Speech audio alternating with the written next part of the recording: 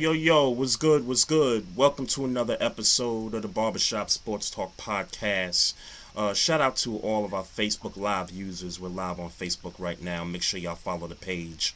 Also, shout out to our YouTube Live users. Make sure you subscribe to the YouTube page, and you could also follow us on our social media on Instagram at Barbershop Sports Talk Podcast, and also on Twitter at Barbershop SPOR2. That man is Maestro Styles. I'm Trey, yes, Fraser. Maestro, what's poppin', man? What's going on? Free agency is what's going on right now. Yeah. It's a lot going on, bro. Yes it is, There's man. a lot going on. It is. It's funny because Sunday, so I'm sitting there on the couch and I'm watching the selection show for the NCAA tournament, and I'm trying to figure out who's Georgetown going to play. And shout out to Patrick Ewing and the Hoyas for winning that Big East tournament. And then I'm trying to figure out who the Terps are going to play too. And next thing you know, here comes Drew Brees with his 4 kids on TV announcing that he's going to hang it up for good. So shout out to Drew Brees, even though he was a sucker before the season started with that whole, thing with the whole Donald Trump thing and him not understanding what he did. He was on some bullshit. Yeah. He was on some bullshit. Yeah, even though he was just, straight reckless with that and then tried to, walk it back. Dude's had a long career, leading, the leading yardage passer. Like, he's got the most throwing yards. I don't know, but he a Hall of Famer. I don't think that's to be questioned. None of that. No question about that. He'll get 20 there. 20 years in the game. Pretty much for the majority of that time has been an A1, one of the best top 10 quarterbacks in the game. Yeah. Top 5 really. One of the best, or one of the more better accurate throwers. In the game too. Shit, all the way around. I mean, the Bama was. He was throwing at like 77% this year, some shit like that. So, right. Congratulations to Drew Brees. They signed Jameis Winston for $12 million. 1 year, $12 million, which is a prove it deal. I don't like it. I don't like the years. I don't like the years. Like, give the man 2 years. Like, don't just give him 1 year. Like, the guy's in his prime of his career. Like, he's proven that he can play quarterback. He's proven that.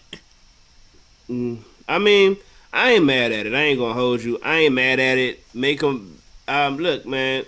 He last year 7 of 11. He didn't play. He didn't play a lot. Yeah, he didn't play. So the last thing that we have to remember of Jameis Winston is his last year in Tampa Bay, and I get it, 30 touchdowns. It's an anomaly. I believe it's not going to happen again. We don't know that because it's only happened 1 year. I don't believe that. Let's be clear. Yeah. But if you're the Saints, where you already got like a roster that could go to the Super Bowl in the NFC. Right. And the only thing that could possibly be holding you back is quarterback. Prove it. Prove it before we pay you. Yeah, I don't know about that. Like, if they scared he gonna throw 30 interceptions, then obviously they not really looking at this. They're not looking at Jameis Winston totally, like, his whole time in Tampa. Does he throw double-digit interceptions? Yeah, he throws double-digit interceptions. He's thrown 12. He's been there since college, by the way. Right. He's a gunslinger. He's a gunslinging quarterback. And, oh, by the way, Brett Favre, once upon a time, was a gunslinging quarterback. So I'm not here for, he turns the ball over a lot. He turned the ball over a lot last year.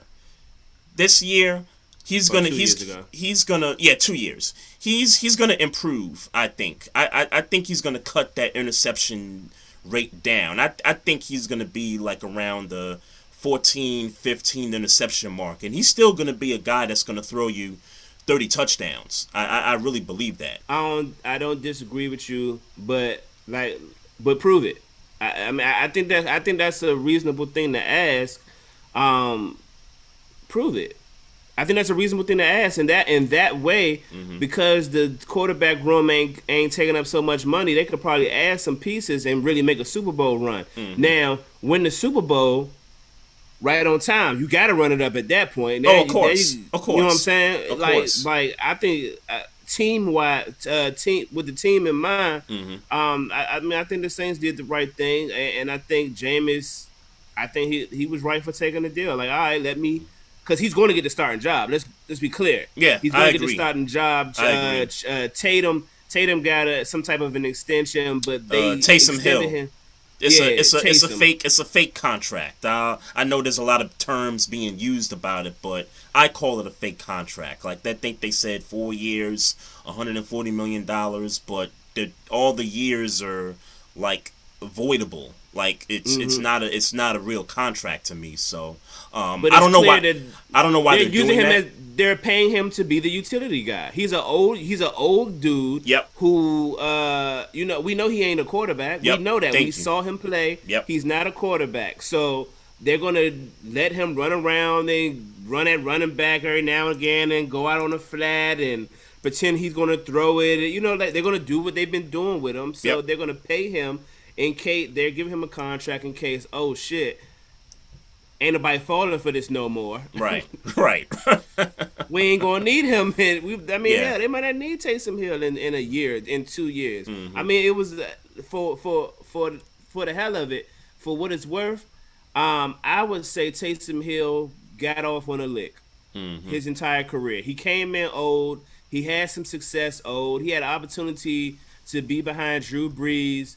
And the fact that there was even the conversation of a quarterback competition, this time last year between Jameis Winston and Taysom Hill is laughable because this dude is clearly not a quarterback. So the way I see it, he hit a lick. So they should have that type of contract where, they're not going to be tied to as much money as it says in the contract. They should be able to avoid some shit with him. Yeah. That sounds all good. All he gonna do is get older and slower. Yeah, I agree with that. And everything with Jameis, it sounds all good and everything, as far as the possibilities or the opportunities for him to cash in. The problem is that they're in the same division as the Tampa Bay Buccaneers, who have decided they're going to run it back. So they re-signed Gronk. They re-signed Shaq Barrett. Smart move on the Bucs' part. Tom Brady, re-signs I think it's a 2-year extension. I think it is. I thought it was one. I thought it was. He signed through 2022. Okay. So he's got a couple more years. And then you tag Chris Godwin, so he's gonna be playing on the tag. They really didn't lose anybody. Scotty Miller's coming back. I mean, this team is intact, and right now they are the favorite to win the NFC South. So sure, if the Saints are gonna have any aspirations of making a Super Bowl run with the team that they have currently, it's going to be a tough one. And given that it's 7 spots in the playoffs, they definitely have an opportunity to get a wild card. Who's the more talented quarterback? Jameis or Tom Brady? Talented, Jameis Winston. So they swept in the regular season. They swept beat them down. Bucks. Yep. Now let's be clear. I don't see two beatdowns next season. I don't see it. I don't either. But if they split, I mean, the Saints ain't a slouch.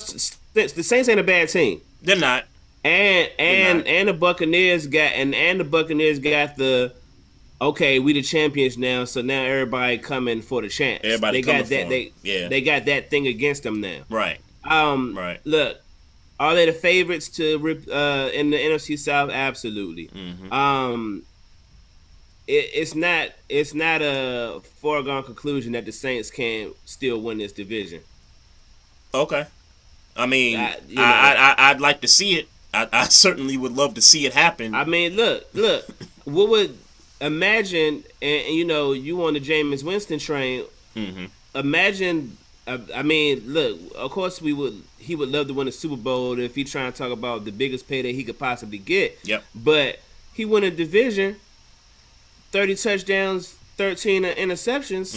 4,500 yards. Yeah. Look, man, I'll say it. I'll say it now.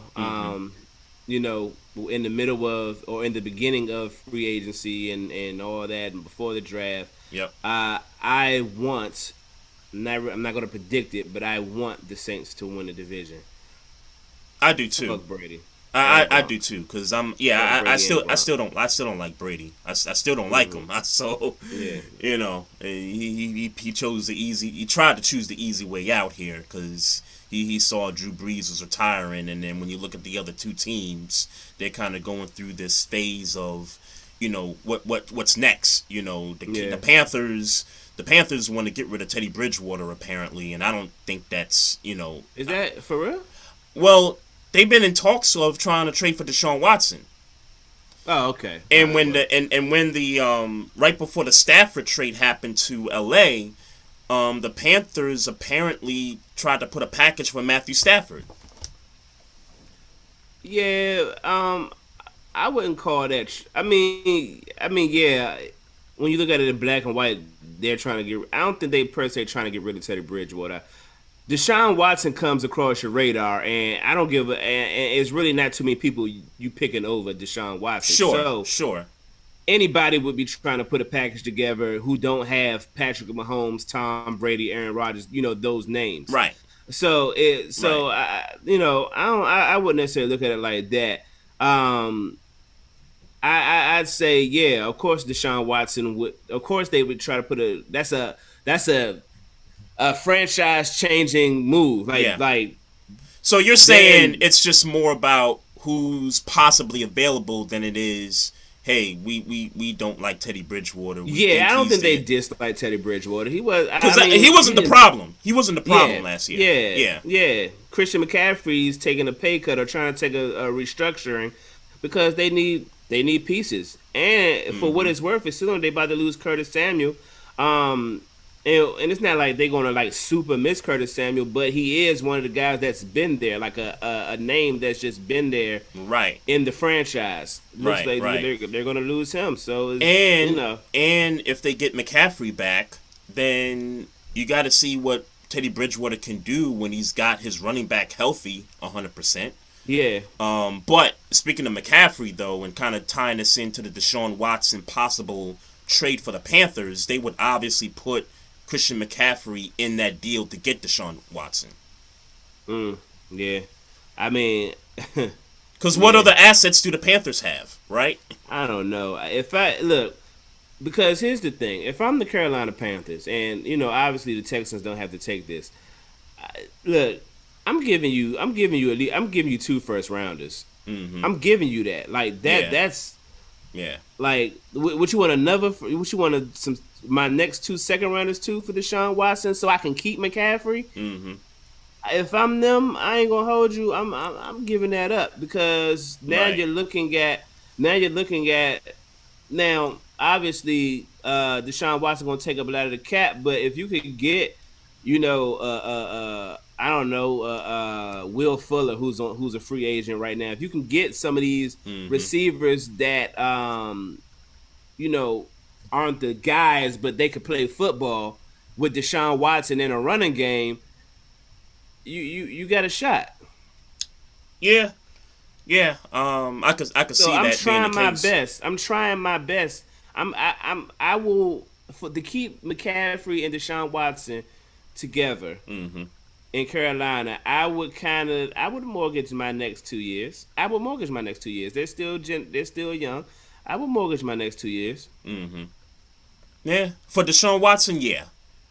I'm saying, in order to keep Christian McCaffrey, give him a running game. Give Deshaun Watson a running game. Right. He got a running game. Then, and he's he's the hybrid back. He's one of those guys that can run the ball but can catch the ball as well. Yeah. Man, give Deshaun Watson hasn't had that. Yeah.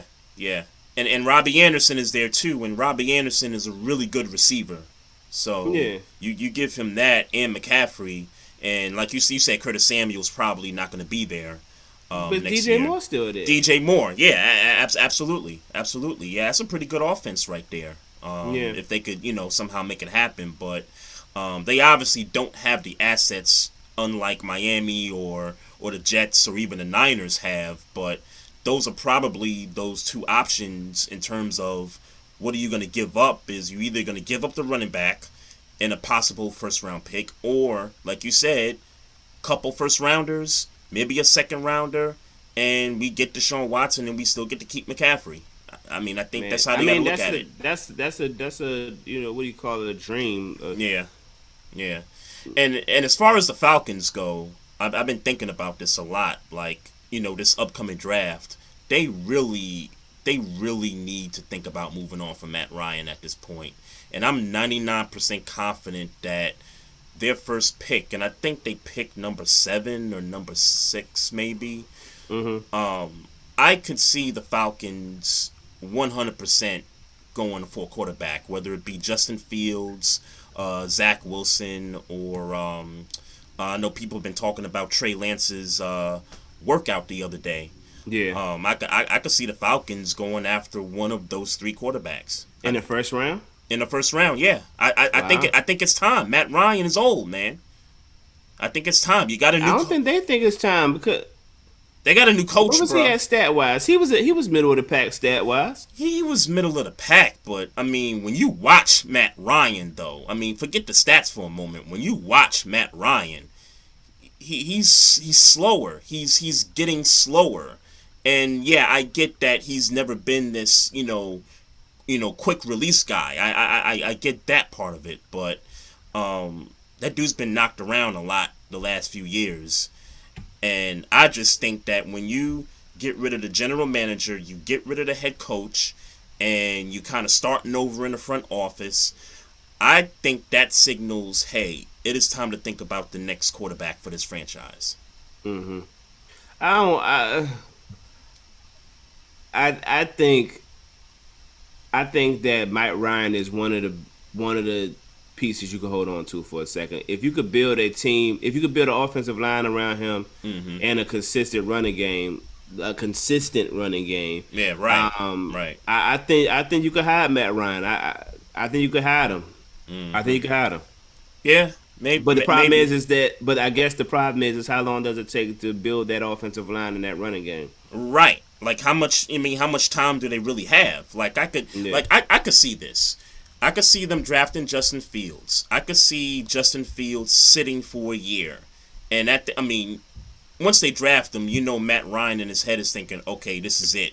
I gotta ball out. I gotta do whatever I gotta do to, hold on for as long as I can. Otherwise, you draft Justin Fields. If you draft a quarterback in the first round in the top overall 10, your job is done. Period. You're Matt Ryan. Your job is done. You think so? I am 100% confident that if you fucking draft Justin Fields at number 7, if that's their pick, number 7 overall, Matt Ryan's job is done. He's all but cut. Yeah, I think he plays that last year and then he's gone. I don't know that they trying to just boot him out of there just like that. Like that'd be disrespectful. In a lot of ways, it's like, yo, if y'all gonna draft the quarterback and then y'all don't want me to start, then y'all should just cut me. But I think we know the ramifications of them cutting Matt Ryan. It's obviously a money issue because he's on this big massive contract. But he's been when did he last get extended? I don't know how much. I thought he got extended right before they went to the Super Bowl or a little bit after they went to the Super Bowl. So that's like 3 years from now? Yeah, something like that. 3 years? Yeah, 3 years from now. The dead money might not be that crazy then. Yeah, it won't be crazy after this coming season, but I think it's a little bit crazy right now. I mean, that's under the assumption that it's a 4-year extension, and I mean, hell, even if it's a 4-year extension, it's not like you losing the kind of money if it was a like if he had only been 1 year inside of his extension, Yeah. essentially he's almost done his contract. He's almost done the contract for certain. And we're speculating because I Of don't know course, what his of contract course, is. of course. But I mean, I don't know, bro. I 1 year left. Take that. Plus, I think you cut him by now, right? Like I think with all the movement that's taking place now, and even before free agency, I think you would have just traded him at this point. If that's the direction the Falcons want to go. That's why I don't think they're going quarterback, by the way. Okay.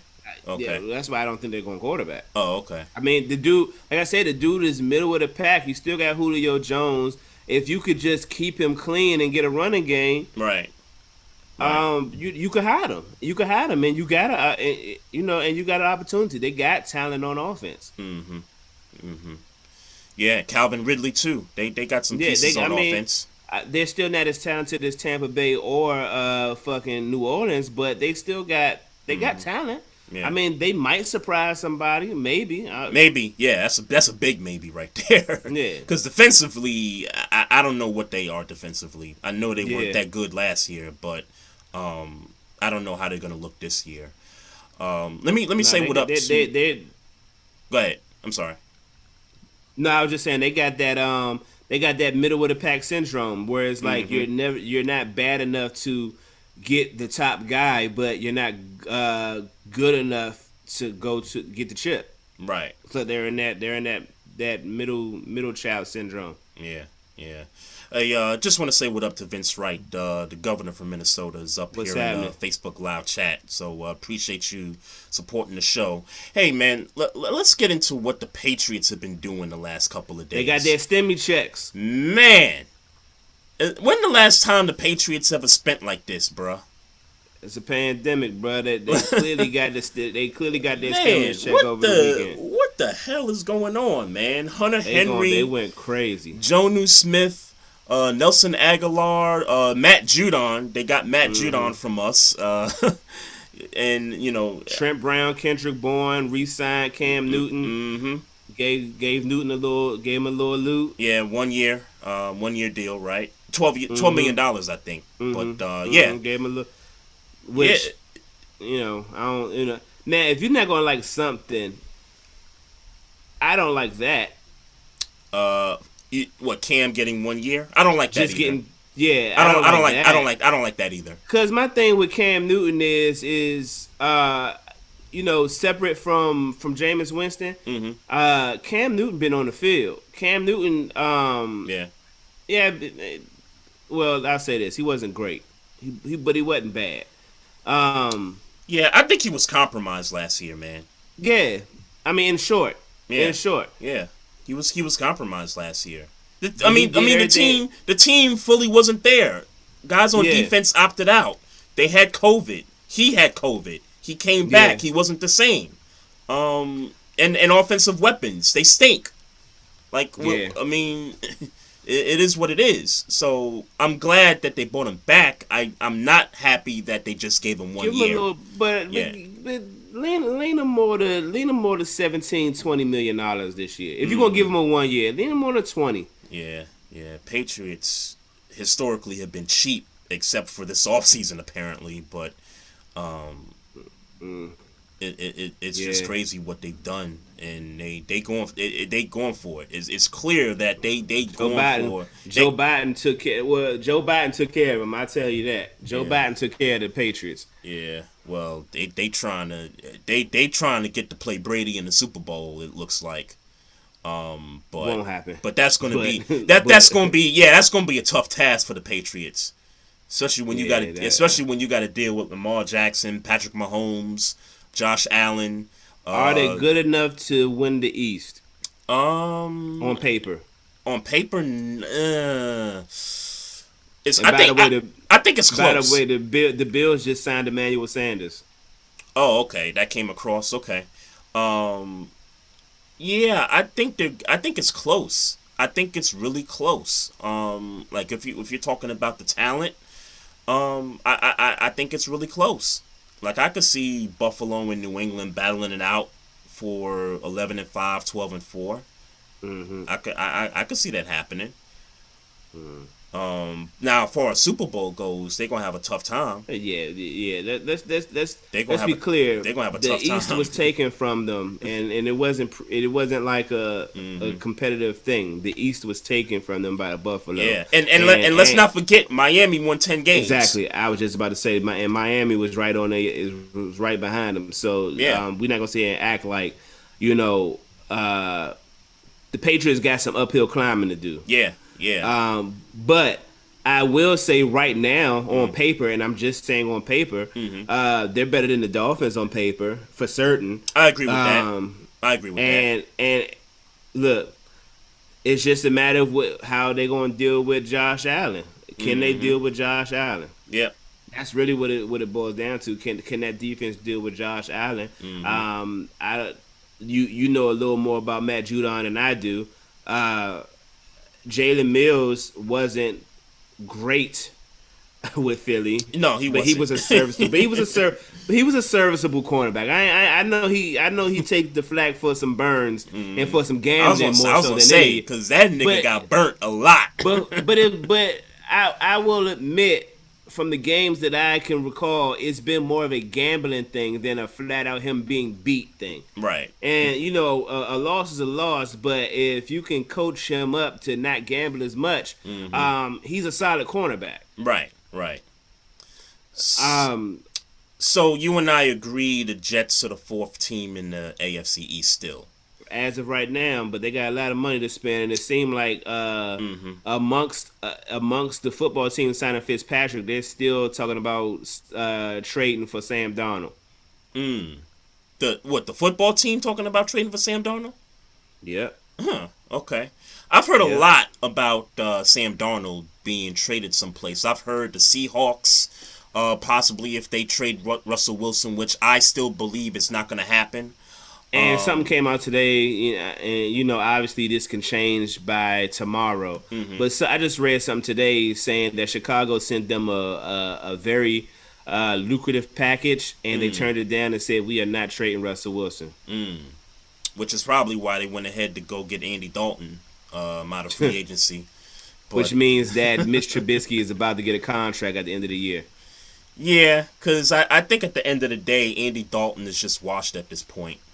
He's a backup at this point of his career.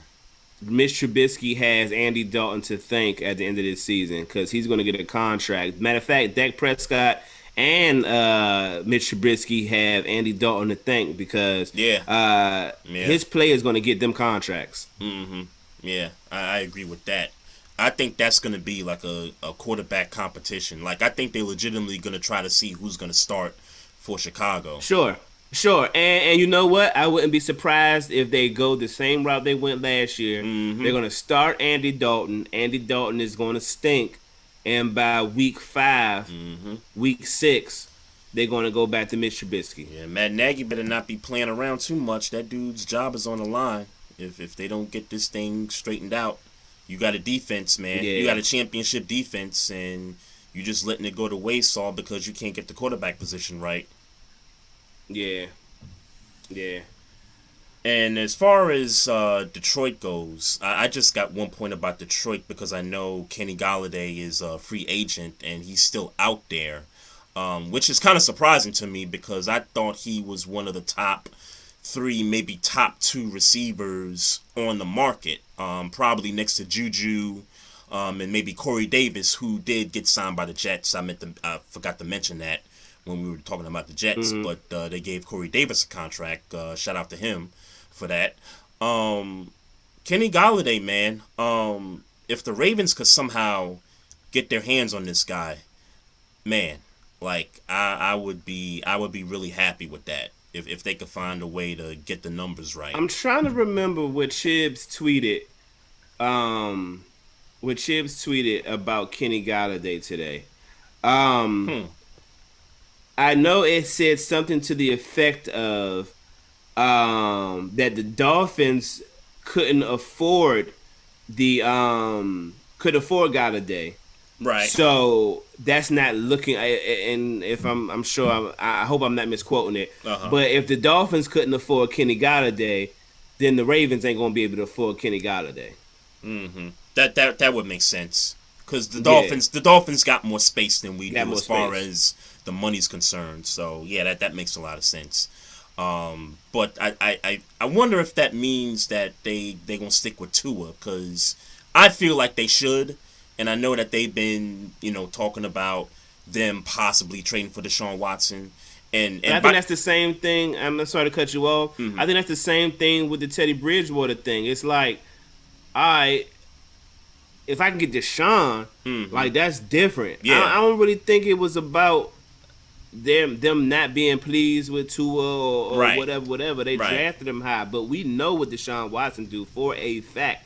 We know what he do. We know what he brings to the table. We know mm-hmm, that is a championship quarterback. We know that dude is a good team away from really being up there with Patrick Mahomes. In yeah, short, um, so you get an opportunity when they say, "Oh, he don't want to be in Houston." Everybody who, again, don't got Russell Wilson, don't got Mahomes, Mahomes, don't Lamar, those Rogers, guys. yeah, yeah. Anybody who don't got those guys, that's better be trying to figure out how to put a package together. Yeah, it's like Jay-Z, ask about me. So that's what I Mm. guess what the Dolphins are doing. They asking about him.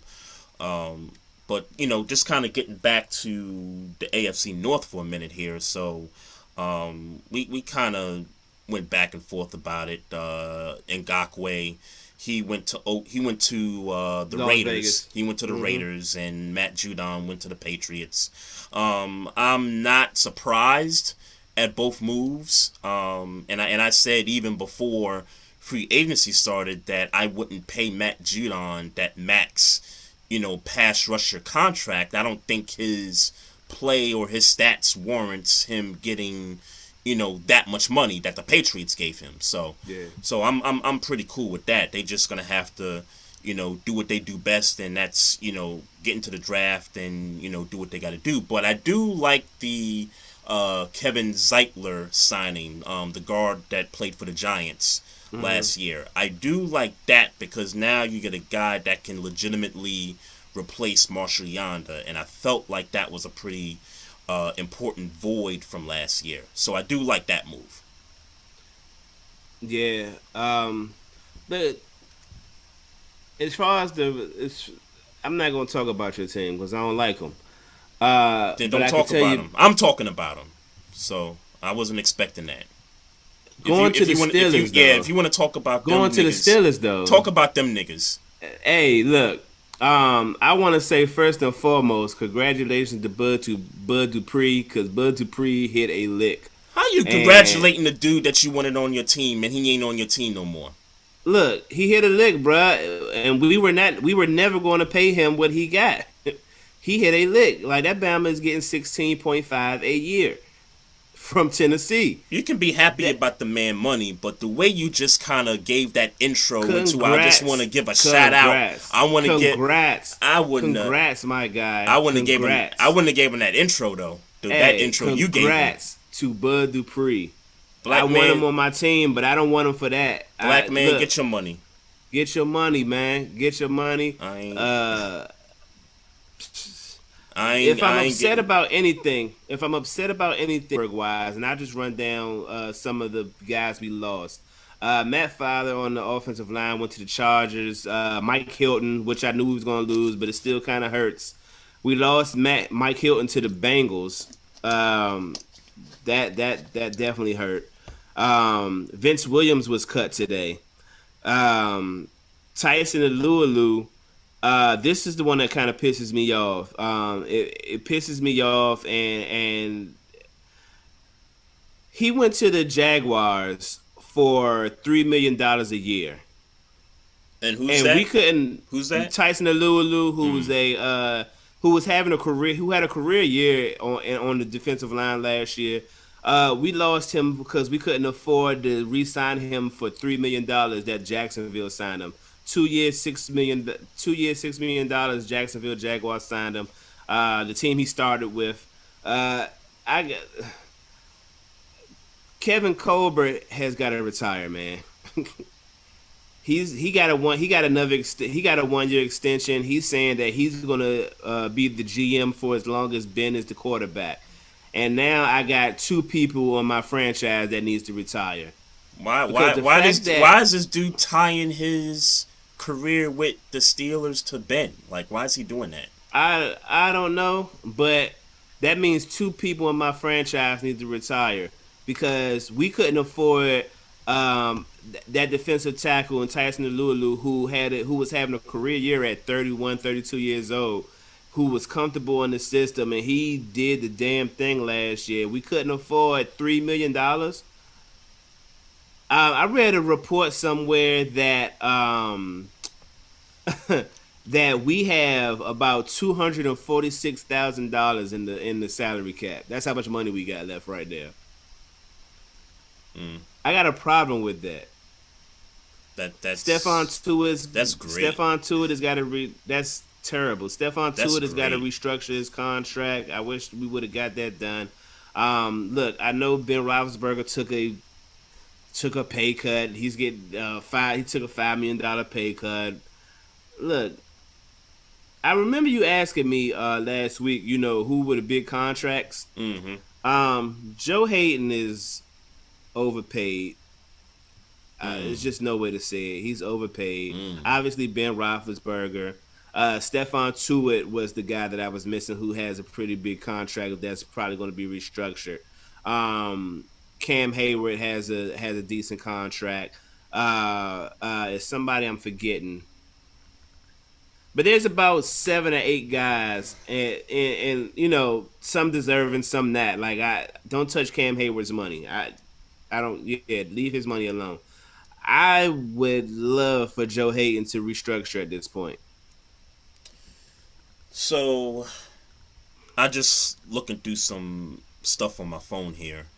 Aaron Jones, and I know that was a guy that you were coveting as a fan.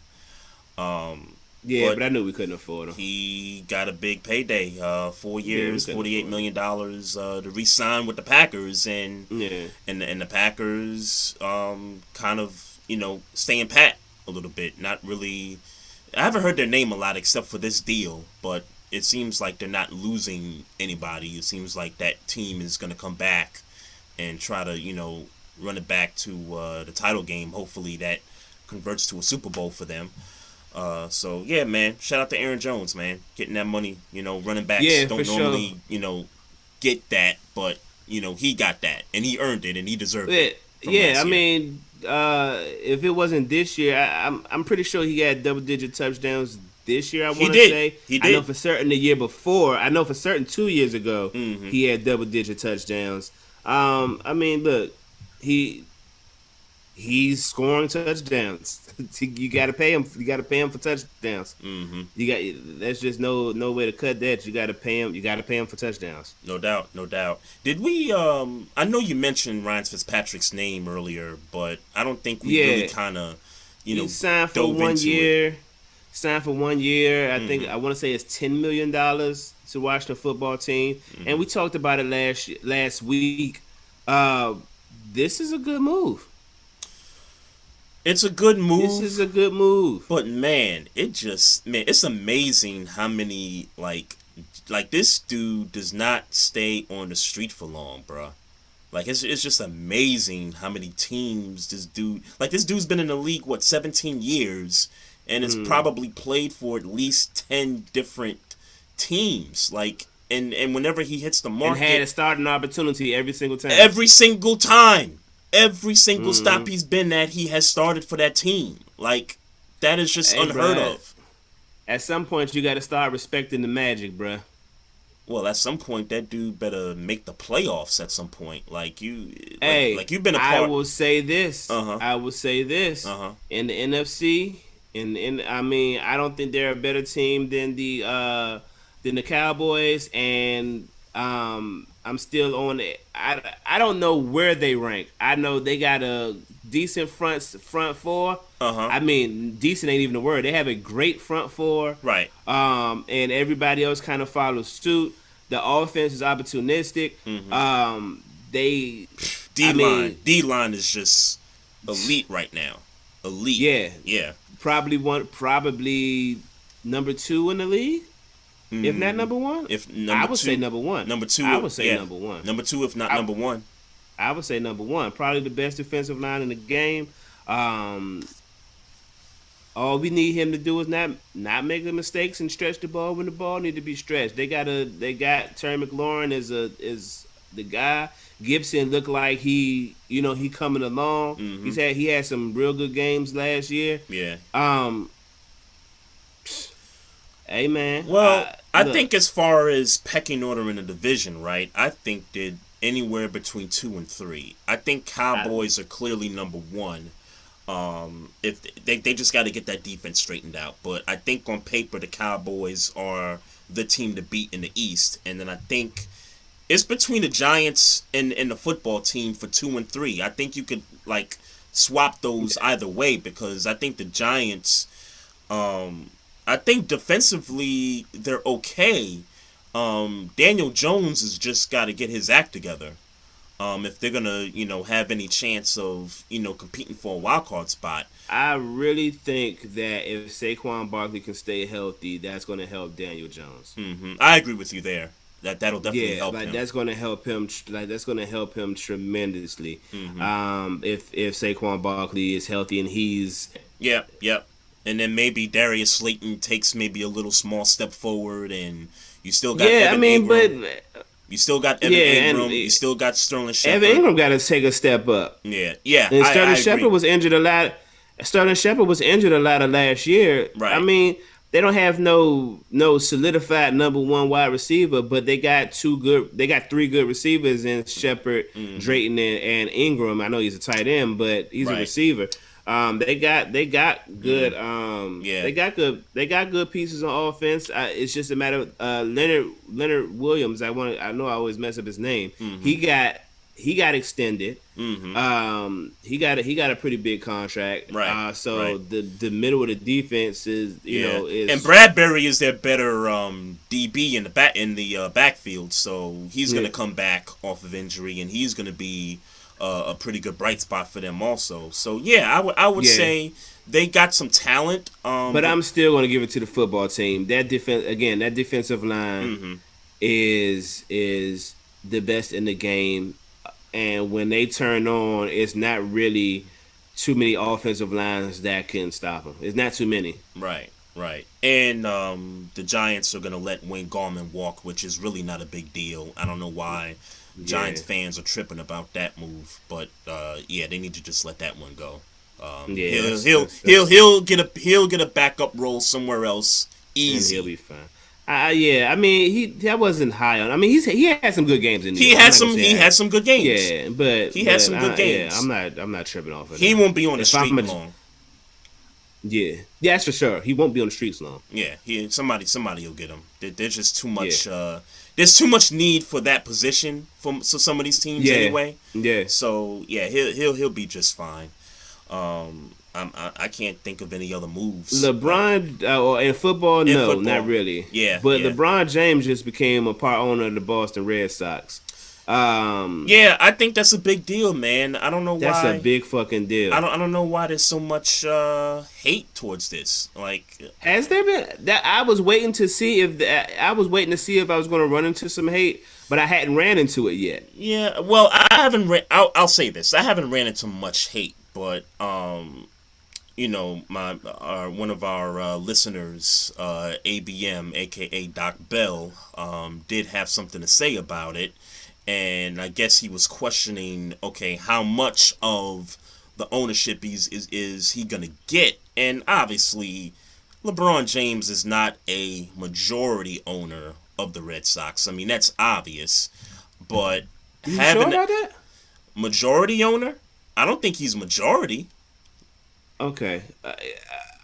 I clearly could have read it wrong. So okay, yeah, I don't think he's got majority. I don't think he's got majority ownership. I think he just, kind of like Patrick Mahomes, buying a stake in the Kansas City Royals. Okay, that's just a small piece of ownership. I think it's a little bit similar to LeBron with the Red Sox. Only I think LeBron maybe has a little bit more stock in that team than Mahomes does with the Royals. But it's not majority ownership. by no stretch of the imagination. But I still think that this is a big, big deal. Not just because he's LeBron James, but because in Major League Baseball, right? Mm-hmm. I don't know too many minority, African American, black owners in Major League Baseball. I can't think of one person who is. So for him to, Mahomes, he kind of did that first with the Royals, but even before that, there weren't a lot of black ownership in Major League Baseball. Now that you kind of have this, with one of the, despite the fact that I hate this baseball team, but they're still one of the premier baseball teams in the league, some of the more recognizable franchises in the league. That's big. That's big. Well, I find it interesting that LeBron is a well documented Yankees fan. Mm-hmm. Why the Red Sox? Slightly Indians fans too, because he's from the Cleveland but that's a area. Cleveland thing. Yeah, he's clearly a Yankees fan. Sure. Like he's clearly a Cowboys fan, I believe it is. But yeah, sure. I don't know how much I believe in who he roots for. Like one minute it's the Browns, next minute it's the Cowboys, and and I get the whole Cleveland thing. But I get the whole Cleveland thing. I get that part of it. I think that's all it is, but he's fans of. That's like me wearing a football team jersey if the football team made it to the Super Bowl. It's like I'm not a or like me if I had the Jets jersey on, kind of like that. I get it. Yeah, that's just a home team thing. He's a Cowboy and a Yankees fan, I think. Mm-hmm. Here's why. I mean, you take the business. The business. Obviously. Yeah. Obviously, but I just think it's a little ironic to have him be a owner of the Red Sox to the Yankees. I will say this. Yeah. I think the hatred is starting to build more for the Astros than the Red Sox nowadays. But But the Red Sox are clearly a sworn rival of the Yankees. They are rival, no matter how great they are, no matter how bad they are, and they were bad last year. There's no question about that. Short season or not, they were bad last year. But why the Red Sox and not the Yankees? Well, from a Yankee fan's perspective, Steinbrenner's ain't giving up no ownership stake to no black man. I mean, I hate to put it in that terms, but that's just the reality. That's just the reality. I don't see the Steinbrenners doing that. I don't know the owners. I know who the owners of the Red Sox are. Like by name, I mean. But who are the owners of the Red Sox? Who are they? Who are they? I don't know. I'm saying I don't know. Oh, I thought you said you knew them by name. No, I do not know them by name. Okay. But if it's ignorant, I'll take the rap for it. I've always heard of Boston being a very racist city. I don't know that for a fact. It's just what I've heard. I've never been to Boston. None of that. It's just what I've heard. Boston is a racist city. It is. Okay. That's what I've heard. I've been there plenty of times. I've gotten looks whenever I walk around in my Yankee fitted. I've gotten those looks. Yes. Now, was it because you're Yankees fitted or because you was black? Both. Okay. I say all that to say is you saying that Steinbrenner wouldn't sell to a nigga. Why would the Red Sox?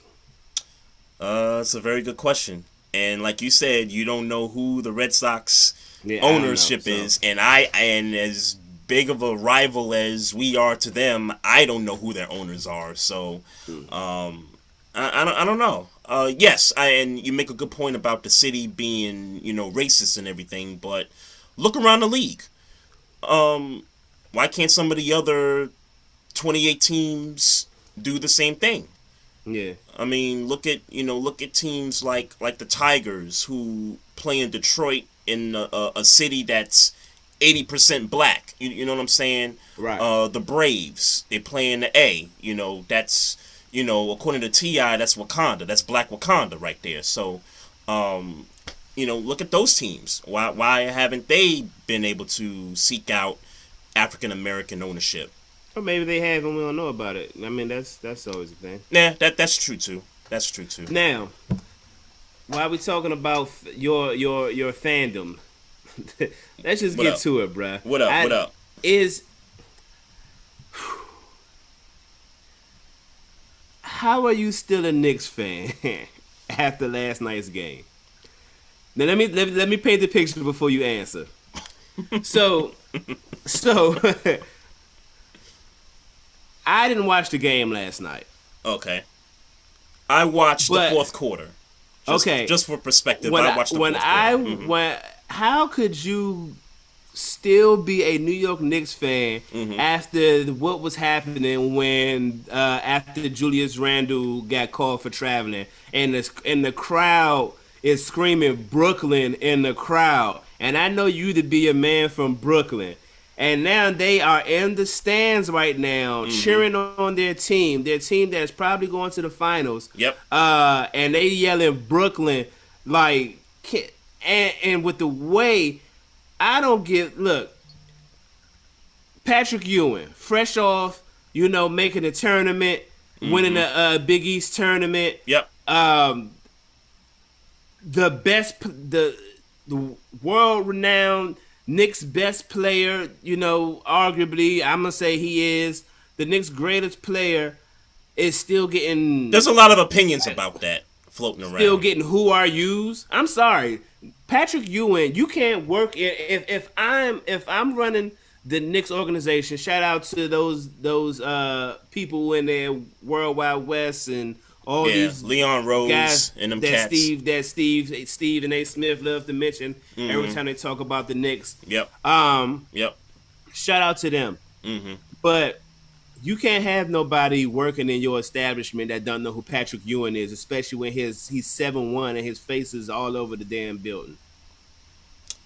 So you asked me two questions right there. So first you asking me about last night's game, which I watched the fourth quarter of, and you kind of freelance into my main question is how can you be a Knicks fan with all of this?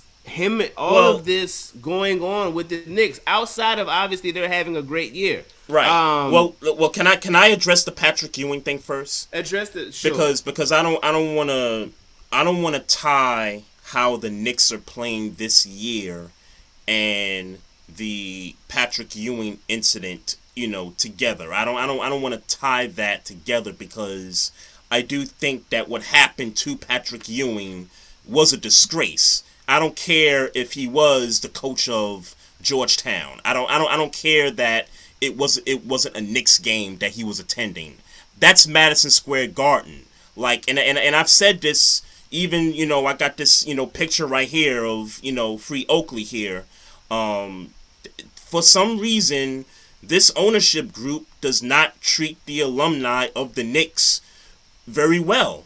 I mean, you'll have like Spreewell coming there every now and then, and John Starks and those guys, every now and then. But historically, and even in the last 20 years, they have not treated their alumni all that great. So I don't care if Patrick Ewing was coaching Loyola of Maryland. Like, when that dude steps foot in the building, regardless of if it's a Knicks game, hell, even a Rangers game, I don't care if it's a hockey game going on.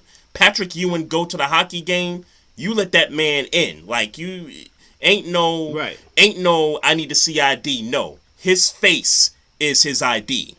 You know what I'm saying? So yeah, so they were totally wrong for that. I don't want to tie that into how the Knicks have played this year, and obviously they're having a surprising year. A lot of people didn't expect them to be what they are at this point in the season. So it's the Patrick Ewing thing sort of kind of took a little bit of shine away from that a little bit. So I don't want to be the one to do that because I think the Knicks deserve everything. And when I say the Knicks, I'm talking about the players and the coaches. I'm not talking about the ownership and all that, or the building for that matter. When I say the Knicks, I'm talking about the players. they deserve everything that's, coming their way right now. No one expected them to be, what are they, 20-20 right now. No one expected that. They're having a really good season. In regards to the call that was placed on Julius Randle last night, he got robbed, bro. I know I'm a fan and all that. I know I'm a fan. I think so. No, I agree with you. I think he got robbed. I think if Kyrie doesn't hit the ball, then he shoots it. I yes, don't think he just exactly. Exactly. Exactly. I don't think he jumped up in the air and decided, oh shit, I don't want to shoot the ball. Right. Yeah. And that replay was playing a few times, and I'm like, Kyrie touched the ball. He touched the ball clearly.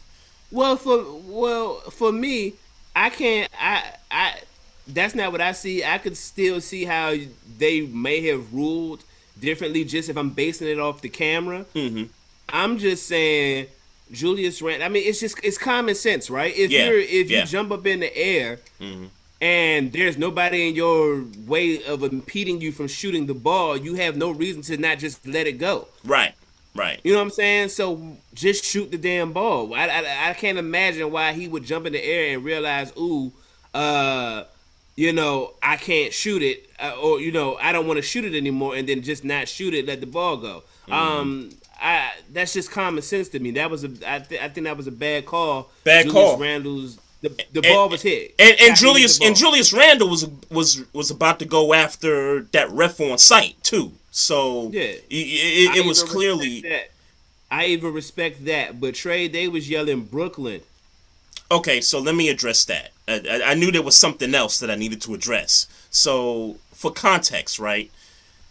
The arena's not 100% capacity, and I don't know how many Nets fans was in the building. Hell, I don't even know how many Knicks fans was in the building.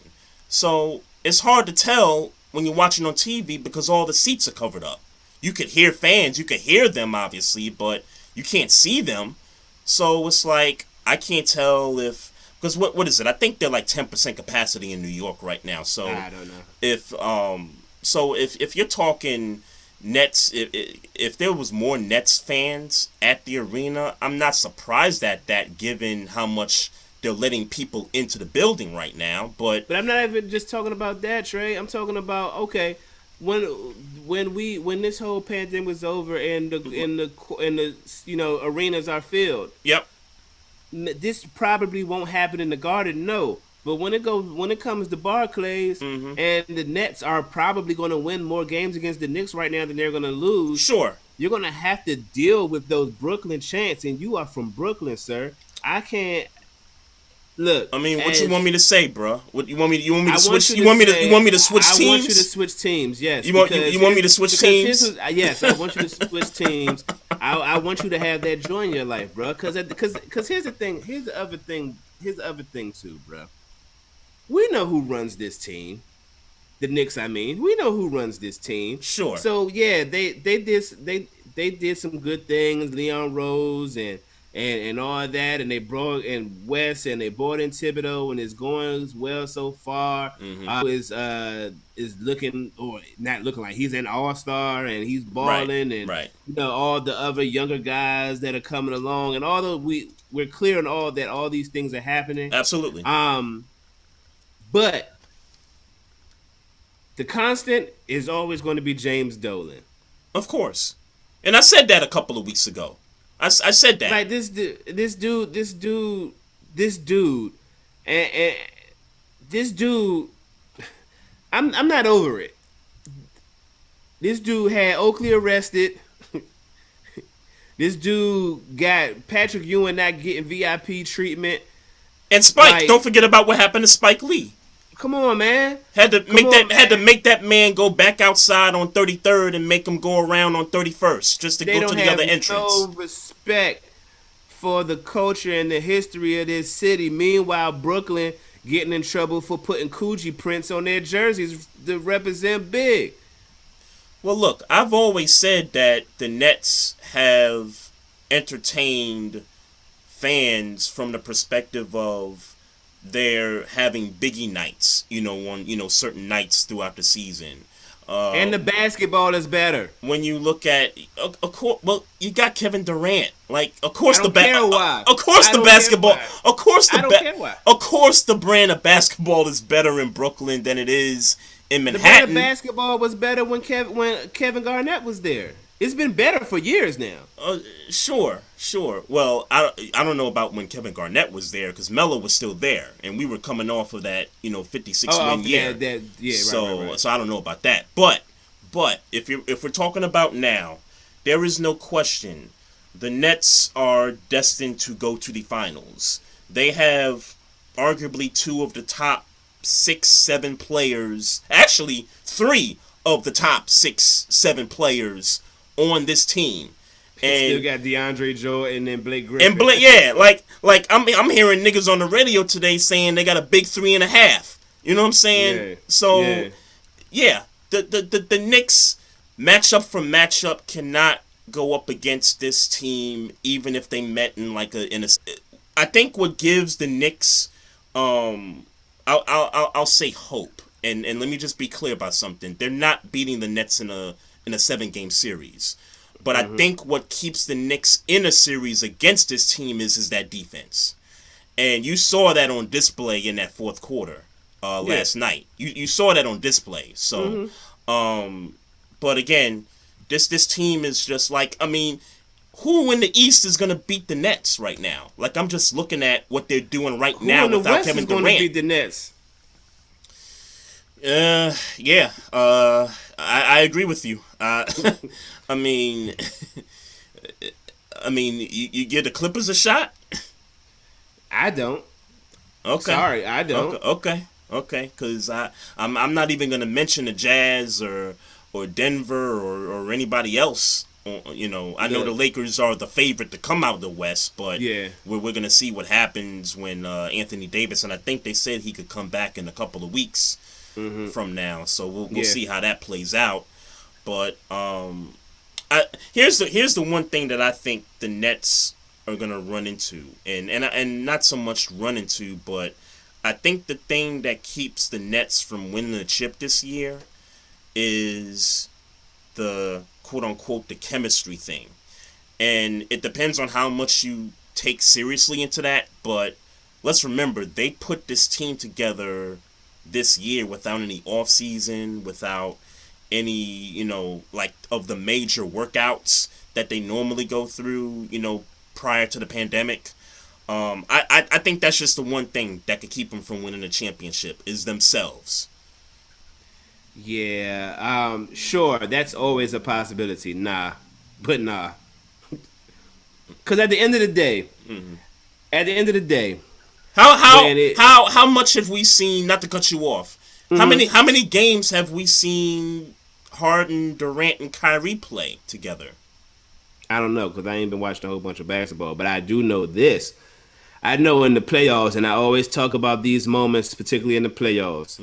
When it's time to go, everybody know with all that talent, there is still no question about who's getting the ball when it's time. Of course. So if from my vantage point, everybody's gonna get out the way and watch KD be the greatest player in the league right now. And I know it's for me right now is LeBron, but it's because Kevin Durant's been out. Let me just be honest about that. But Kevin Durant is gonna take back dominance as early as this year. That's the way I see it. Right. So when it's time, come on, bruh. And I'm already calling them winning the finals. I'm already seeing the parade coming down in Brooklyn, bruh, and you are a Knicks fan. I said it. It's gonna be a parade coming down Flatbush Avenue. I said that last week. That doesn't mean I'm gonna change my allegiance to, from a team that I from Brooklyn. You're not from uptown, bro. From a team that I rooted for pretty much my whole life. I rooted for this team. Now. That's not an argument for you because that is an wait a minute. That is an argument. You have switched teams before. You have switched teams before for teams that you have grew up rooting for. Are we talking football here? Yes, we're talking football. I'm So you grew up a Giants fan. well. Let me just kind of run that back a little bit. I wouldn't consider. Come on now. I wouldn't consider myself a serious New York football fan. Coming up, I really didn't. Let's think about this for a second. The Knicks were good in the '90s. We used to go to playoff games when I was a kid. The Yankees, were great in the, from the mid to late '90s. They won championships. I followed those teams religiously. When the Knicks was on, New York was popping. When the Yankees was popping, in the household, I mean, nobody really, was rocking with football really all that much. So, if kind of like I called you a fake Capitals fan and a fake Nationals fan, I could New York football fan. So I wouldn't consider past tense. In the past tense, yes. In the past. Now, obviously, if those teams ever got to the Super Bowl, then yeah, I would root for those teams. It's good for the city of New York, no question about it. But I wouldn't consider the way I root for the Ravens. I never rooted for the Jets or the Giants in that way. Mm-hmm. So I wouldn't necessarily say that I switched teams. But I mean, to kind of get to the, but the I was around when you switched teams, bruh. You was around when I guess you switched teams. I switched teams. I was there. I almost feel like you told me. You've heard me root. Have you seen me root for the? I've heard you say I am no longer a Giants fan. I'm a Ravens fan. I was there when you made the change. Okay, so maybe I said that. I don't know if you've ever visually saw me root for the Giants. Then here's the thing. Not to cut you off, but to cut you off. And here's the thing. Right. The Giants were in the Super Bowl in 2000. Yeah. I mean the Jets had a good 2-3 years. A decent team. Yeah, they had a good 2-3 years in the late '90s when Parcells was there. Yeah, no question about that. But again, the pecking order of teams in New York in the '90s, it was the Knicks, it was the Yankees, and it was everything else after that. That's how it was. Yeah, bruh. That's how it was. Now you might have heard me say that. You might have heard me say, "Hey, I don't root for the Jets or Giants anymore." You might have heard me say those words, but you've never visually seen me root for that team like whenever they was on TV or something like that. You've never visually seen that. I don't know. I can't. So done that because what I can confirm definitively is that when I met you, you were a Giants fan. Okay. And somewhere, I ain't gonna throw the shade and say after the Ravens won to beat your team in the Super Bowl. I'm not gonna throw that shade. And I'll be honest with you, I can't claim that 2000 team because I didn't start rooting for them until like 02, 03, somewhere around there. So I can't even claim that 2000 team. So you're talking about the Ravens, you mean? The Ravens, yeah. Okay. I'm not gonna claim that team because I didn't really root hard for them until 2002, 2003. So yeah. But I'm not changing my team to the Nets. If that's what you want, you're not gonna get that. I just want it for your mental health, bruh, because all this is going good right now, and it's it's lovely. They playing good basketball. They are the number one defensive team, but they're probably the worst offensive team. Somewhere ain't no probably. Ain't no probably. Okay. They're the worst offense. Okay, I just didn't know the stats, but they're the worst offense. Yep. Like I saw Stephen A. saying that they're literally averaging 105 points on offense and then 105 points allowed on defense. Yep. Yeah. That's right. Meanwhile, that's right. Where you from? The parade gonna be down the they're gonna be down. They're gonna be down Flatbush Avenue, bro. Some of the streets you frequented and they're gonna be down Flatbush Avenue. You do in New York? Hey, look, it is what it is, bro. Where you gonna go when the parade happen? Uptown? I'm gonna go uptown when the parade gonna be in Brooklyn. I'm just saying. I'm gonna go uptown. You gonna be wearing your Knicks jersey, your Knicks colored shirts and shit, while the fucking Nets. So let me ask you something because sure. this is good because the dynamic in New York is like with some of the and I'll use the football teams as an example. If you live in Queens or Long Island, you root for the Jets. And that's obviously because the Jets, if for people that don't know, the Jets used to play in the old Shea Stadium where the Mets used to play at, years ago. So that's how that whole, geographical thing came about. If you lived on Long Island, you lived in Queens, you rooted for the Jets. If you lived in Manhattan, Jersey, Uptown, Brooklyn, and maybe a little bit of Staten Island-ish, you rooted for the Giants. Now, I know some of Staten Island roots for the Jets. I know a lot of Jersey roots for the Jets. But there's geographical thing, or kind of like with the Mets. If you live in Queens, you root for the Mets. If you live in the Bronx, you root for the Yankees. Brooklyn's kind of split on who they root for as far as baseball is. Manhattan's kind of the same way. So, are you suggesting that every Brooklyn cat that is a New York Knicks fan should switch their allegiance to the Brooklyn Nets? Everybody that's your age should switch to the Nets. Just age. You're talking regardless of borough. So if they if they from Queens, should they still switch to the Nets? I don't know nothing. You're not gonna try to get me on New York geography. I don't know shit about that. I'm saying that you, sir, Trey Fraser. But you mentioned Brooklyn. You mentioned Brooklyn because I grew up in Brooklyn. And this team is the Brooklyn Nets. And when this team wins, they're going to be down. They're going to be in my borough. They're going to be in my borough. With the parade. Yes.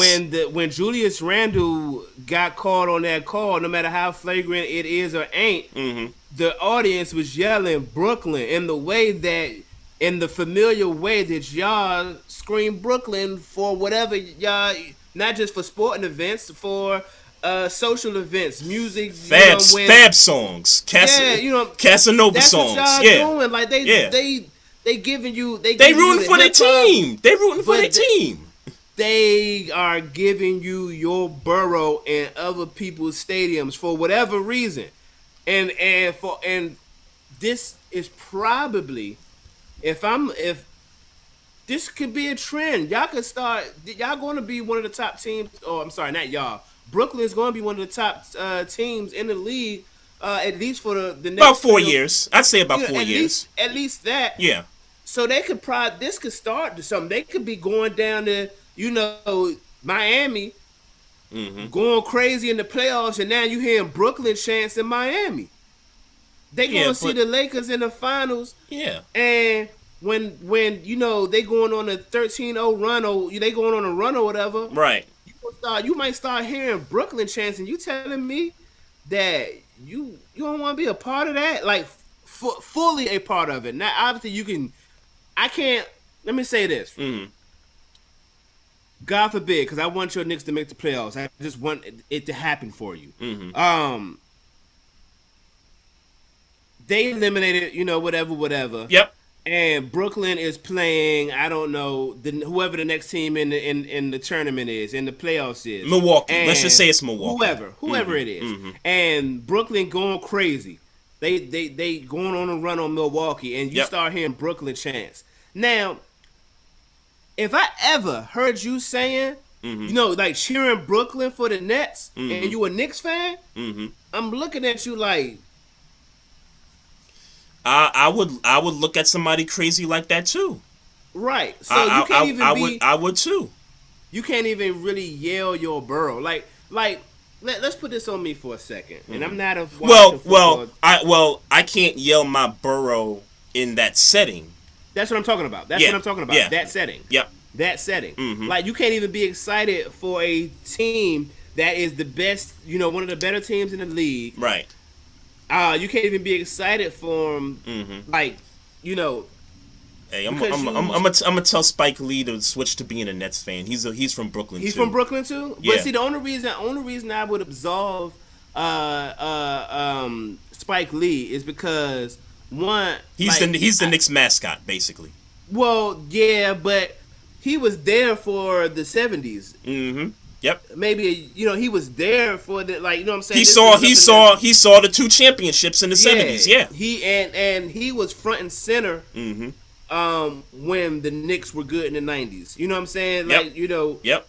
Yeah, the whole Reggie Miller thing with the. Oh, yeah, he was. You know what I'm saying? So it's like, at his age, that's why I said age. At his age, and for what he's seen the Knicks to be, like I wouldn't bring this argument to Chief Rocker, Jersey Vern. What up? I would bring this argument to him because I know he was around. He saw it when the Knicks, right. When So and I don't even know if he's from Brooklyn, by the way. So let me know. Who, Chief Rocker? That. Chief Rocker, yeah. Jersey Vern. Yeah. Oh, right. Yeah. Yeah, you know where he's from. He's from the bricks. But I'm glad you ended with that when you said that those guys, those fans, Spike Lee, Chief Rocker, Jersey Vern, they watched this franchise win a championship.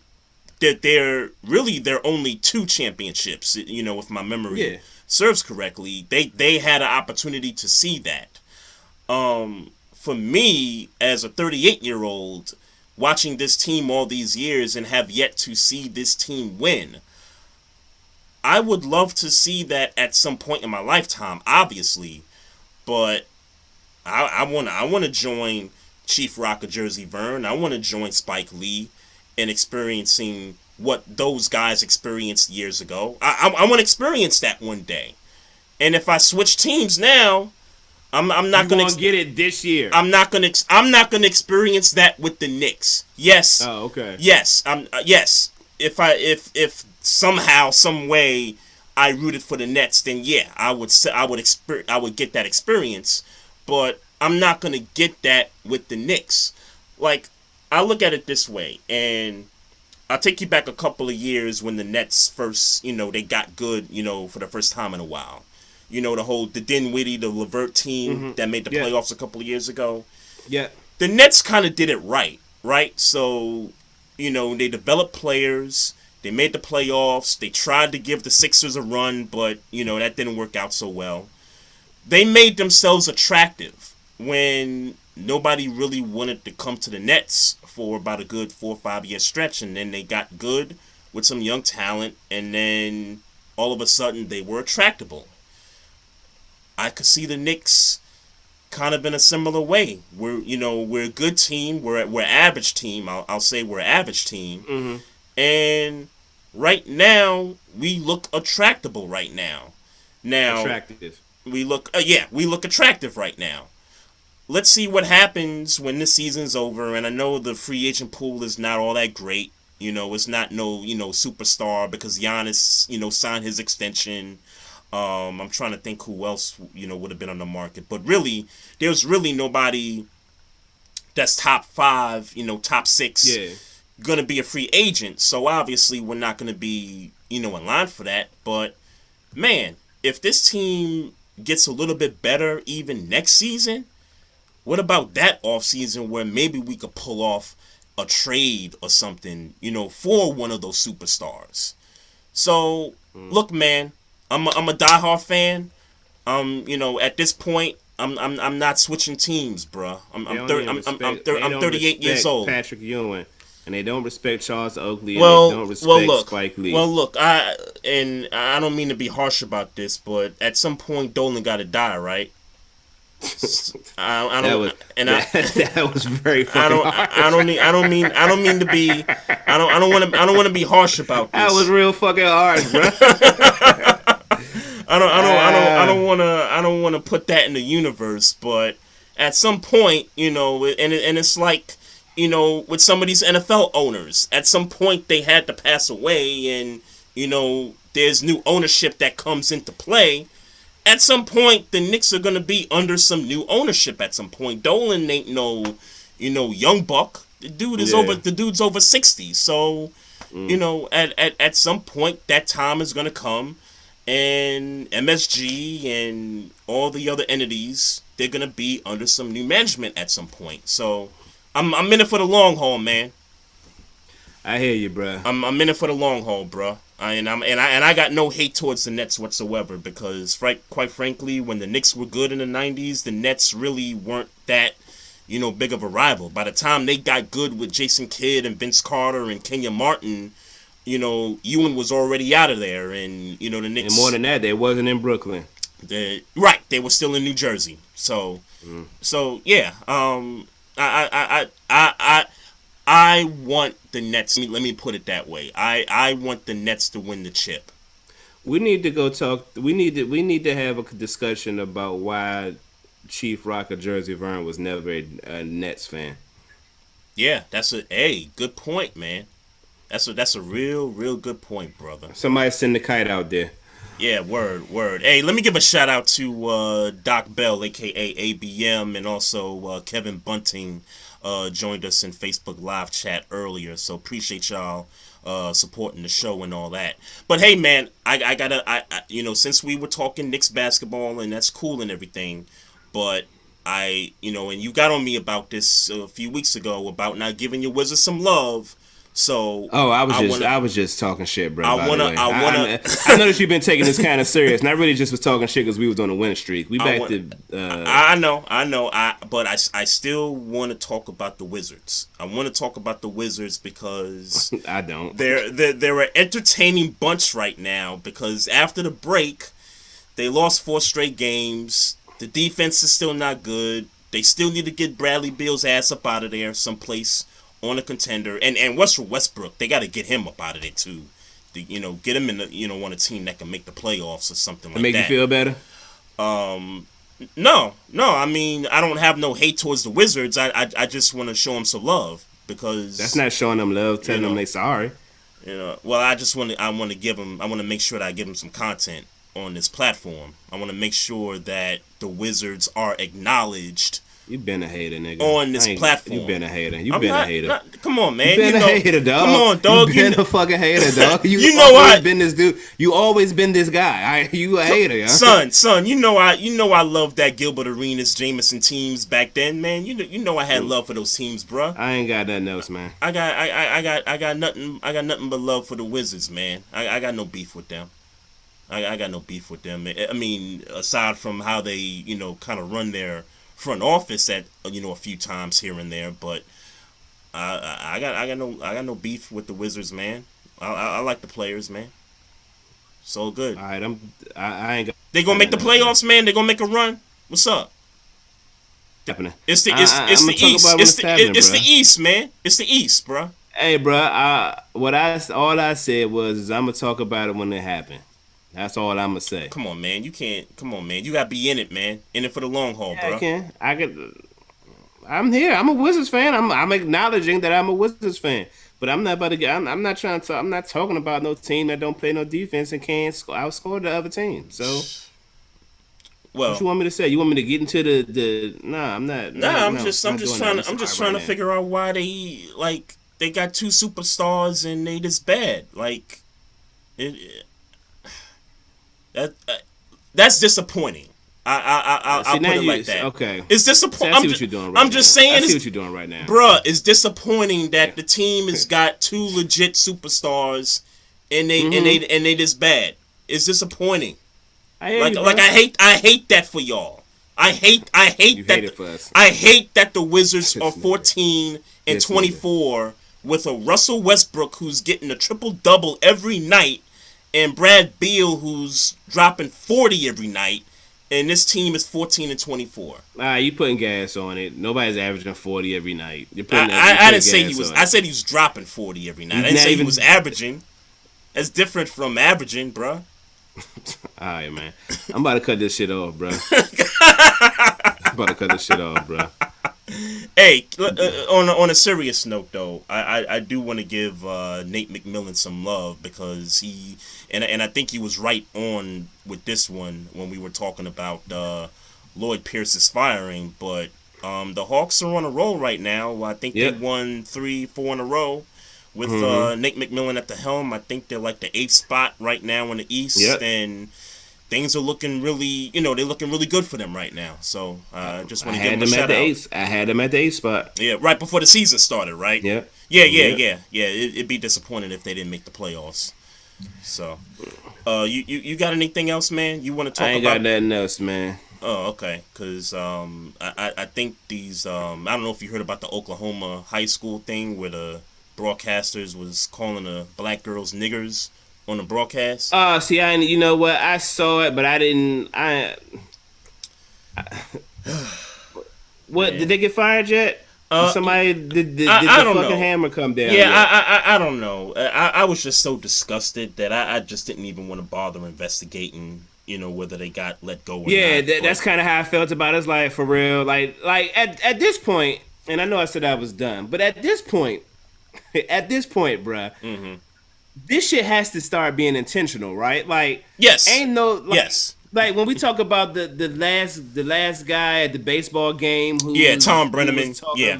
talking about faggot, talking about talking crazy, Right. and the numerous occasions to where people have been caught on a hot mic thinking the mic was all talking crazy. Right. Like Right.